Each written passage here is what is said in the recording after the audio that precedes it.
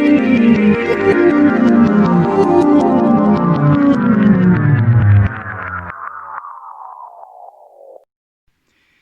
brothers and sisters. How are you? Hope you all doing good and safe and sound. I just wanted to talk to you today, just briefly, about the new announcement that made by Pfizer and Biontech about the new vaccine. Very good news, actually, very good news, because the results of the trials very, very promising. And as we know, this the new vaccine that they, Oxford vaccine and BioNTech and Pfizer vaccines are RNA-based vaccines. So what happens? Pfizer told us today that they had 43,000 participants. Half of these participants, they were given the vaccine, which is RNA vaccine, as we said, and the other half, they were given placebo or dummy vaccine or dummy jab. And from the 93 people were, 94 people were affected or infected by the virus. They got COVID. Nearly all of these people are from the people from the group, from the control group, that the one that they have been given a placebo effect vaccine or a dummy jab. Therefore, Pfizer announced that the efficacy of the vaccine is 90%. That's very high, actually, because for example, measles vaccine, the efficacy of the measles vaccine is about 92%.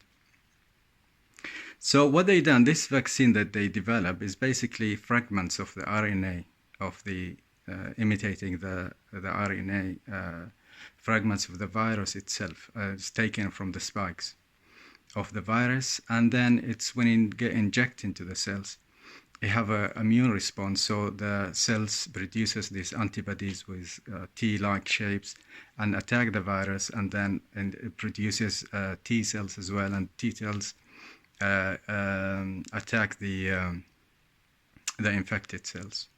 So far so good.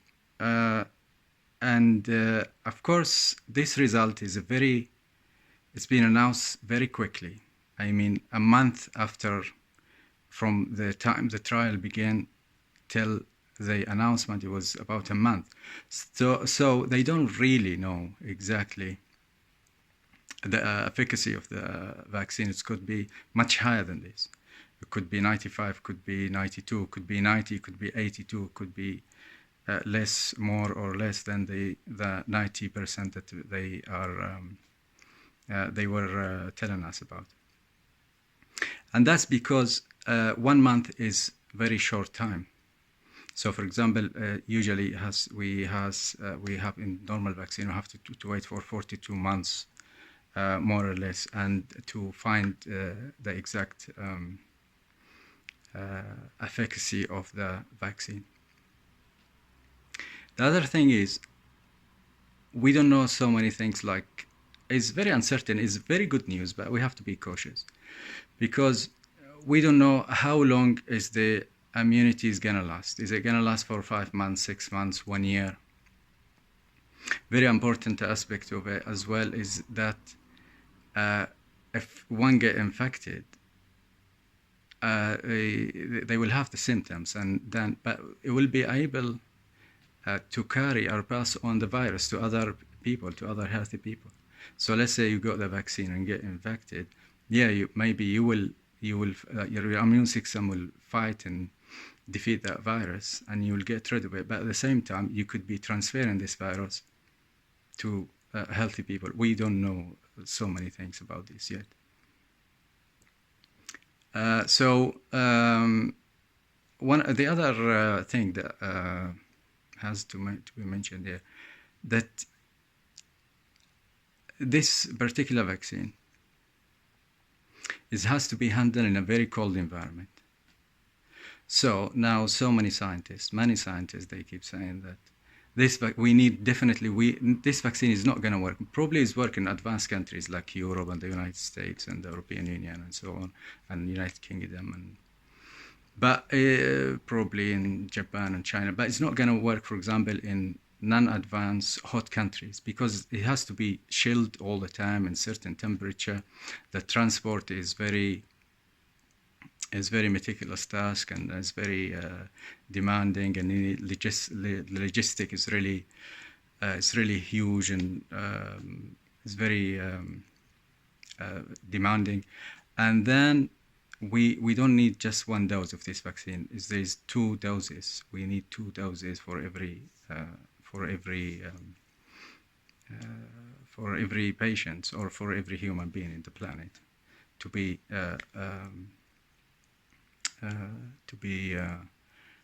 to have the right dose. Of course, there are another 47, I think 47 other trials. One of the trials that is very promising is the Oxford trial. So we were thinking about 3 potential very in the successful trials.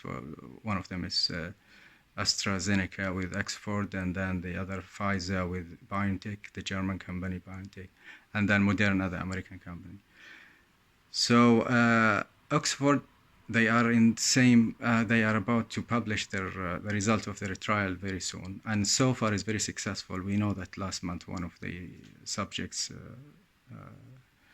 died because of the complication with the vaccine, but the trial took off and started again, and there was and now it's going fine, and hopefully in the next few weeks we will have a look at we will see, they will announce the very first results and outcome of the trial, because they are in the 3rd phase, which is the last phase. Moderna at the same page, is a bit behind. So the other thing is, if we talk about who's going to get this vaccine, of course, like we said in different videos, that for example, the health workers and the vulnerable in society, the elderly and so on, and it's going to be in a very different phases. I mean, for example, the United Kingdom, they're going to get like 20 million doses from this particular vaccine and 100 doses from the AstraZeneca Oxford one. 20 million doses, that only enough for 10 million people, because as we say, we need 2 doses. So, and that's going to happen in terms of the end of next year. AstraZeneca now, they are applying for emergency licensing from the regulators in the European Union, the UK and the USA to start producing this vaccine, because the vaccine didn't have the green light yet from the health authorities in the European Union, in UK and the United States. So they need to go through some details, and I mean the authorities, and then probably they will issue a license and they will start the production of the vaccine. The other thing is, like, who's gonna get it first? I mean, where is it gonna produce in the US, or gonna produce in the European Union, or gonna produce in the UK, or gonna produce in China? And how they gonna, because the factories, they have factories, they could produce it in so many places. But what country? We come here back to vaccine nationalism, which is a big deal. I mean, vaccine nationalism, meaning that who's going to get this vaccine and how they're going to distribute it, which country is going to get it first, and so on. This is very hard. I mean, it's the the World Health Organization has to be, it's pivotal to this kind of organization, and it has to be the moderator on this, and it's not up to the governments or up to the companies how this vaccine is going to be distributed around the world, and how they're going to manage it, and how much it's going to cost, and how they're going to sell it. This task is is a World Health Organization task, and hopefully they're going to do a good job of it. And as I said, we need more than one vaccine to suit all the demands in all countries and their logistics and the health system they have in every country. And but after all, this is a very good day, and hopefully we'll have better results soon. And I will see you soon, inshallah.